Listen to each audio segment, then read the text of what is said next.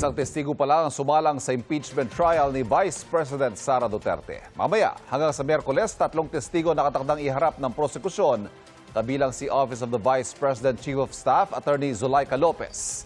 Ay kay Presiding Officer Cheese Escudero, sisikapin nilang pabilisin ang takbo ng paglilitis sa mga susunod na linggo. May unang balita, si Jonathan Andal.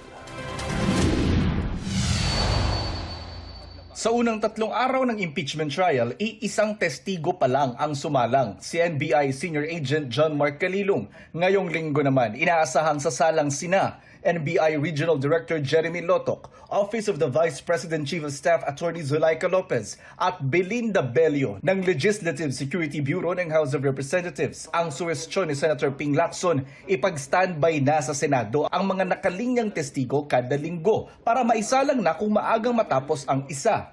Hindi pa madalin na para mako-compromise na yung pagpipresenta ng ebidensya. Pero madalin natin in such a way na huwag tayo mag-aksaya ng araw. Abutin tayo ng Pasko rito pag ganyan ang pace natin na isang witness sa isang linggo. Sabi ni Lacson, bukas naman sa mungkahing ito si Impeachment Court Presiding Officer Cheese Escudero.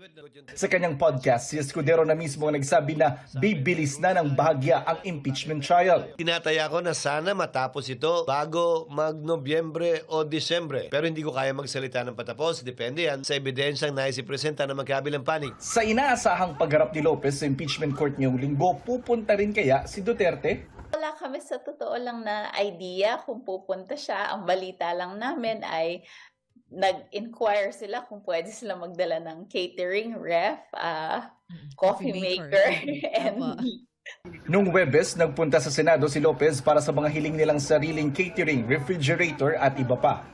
Isa pang ipinatatawag ng korte si NBI Director Melvin Matibag. Wala pang petsa kung kailan siya sasalang. Gayunman, hinihiling ngayon ni Matibag sa kanyang sulat sa prosekusyon na isalang na siya ng maaga bago o sa mismong July 20 dahil may dadaluhan siyang regional summit sa Bangkok, Thailand sa July 21 to 22. Kinukunan pa namin ang reaksyon dito ang prosekusyon. Para sa unang balita, Jonathan Andal, GMA News.